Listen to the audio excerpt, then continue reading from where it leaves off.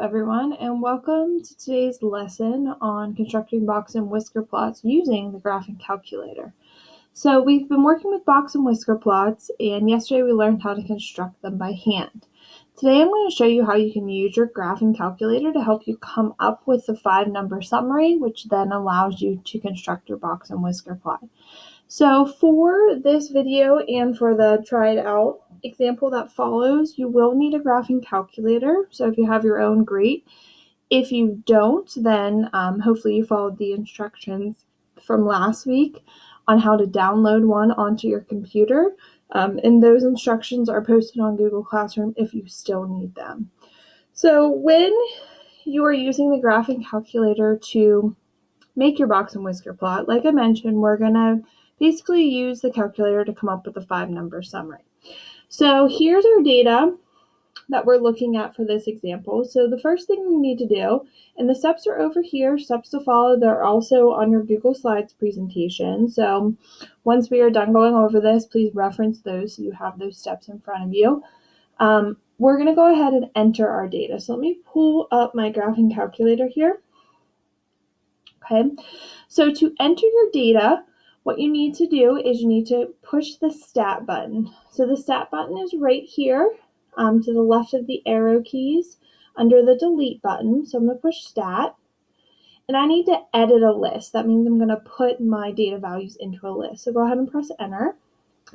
Now, most likely, and once you do this a couple of times, this will be the case, you'll have some data values in one or more of your lists. So what you want to do is you always want to start with a clean slate. So if you have any data values that are entered in here, you want to clear them out. So here's how you can easily clear a list.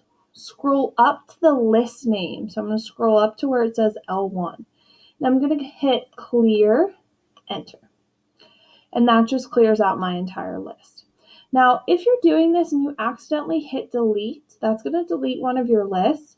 Remember, you can always reset your calculator. If one of your lists disappears when you're doing it or when you turn on your calculator, remember, you can always reset your calculator. That takes care of about 90% of the problems on this graphing calculator. So just to reset your calculator, all you have to do is push second, plus sign, and then it's option 7.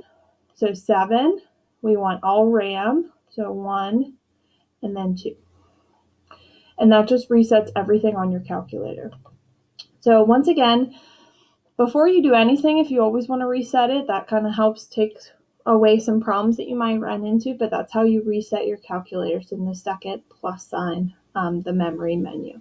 So let's go back to where we were. You want to hit stat, and you want to edit a list. So I'm going to push enter because I'm going to edit it. And what I'm going to do is I'm going to take the data values that I'm given, I'm going to put them into list 1. So my first data value is 23. So I'm going to type in 23 and press enter. Then I have 42, 35. So make sure you're hitting enter after each of these numbers. 51, 37, 39, 50, and 25. Now, whenever I'm entering these, I always take a quick moment and just check to make sure that I have entered everything correctly, because if you enter one number incorrectly, it messes up the entire problem. So just do a double check, make sure you got them all in there, make sure that they are correct. So now that we've got our data into our list, I'm going to do a second mode, which is the quit button. So I'm going to hit second mode. That takes me back to my home screen. So I've entered my data. Now I need to calculate the 5-number summary. So I'm going to go back to the stat menu. So push stat. We don't want to edit this time because we've already edited a list. So I'm going to scroll over to calculate because now I'm ready to calculate my 5-number summary. So I'm going to scroll over to calculate. I want the first option, which is the one variable statistic. So you should notice this is the same. These are the same steps we took with our measures of center. Calculations. It's going to ask you the list. You basically want to type where you put your data values. We put them into list 1, so it already says list 1, so we're good. So I'm just going to hit enter, enter, enter again, so enter 3 times. And then here is what we get on our screen. So when I'm looking at box and whisker plots, here's what I'm looking for. And you do need to scroll down, so press the down arrow to scroll down. I need these 5 data values. This is my 5-number summary. Here's my minimum. Now it's called min x, but that just means minimum. Here's my Q1, my median, my Q3, and my maximum. And once again, the maximum is just called max x on the graphing calculator. So I'm going to take these data values. I'm going to go over to my note taker here, and I'm going to write them down. So I have 23 for my minimum.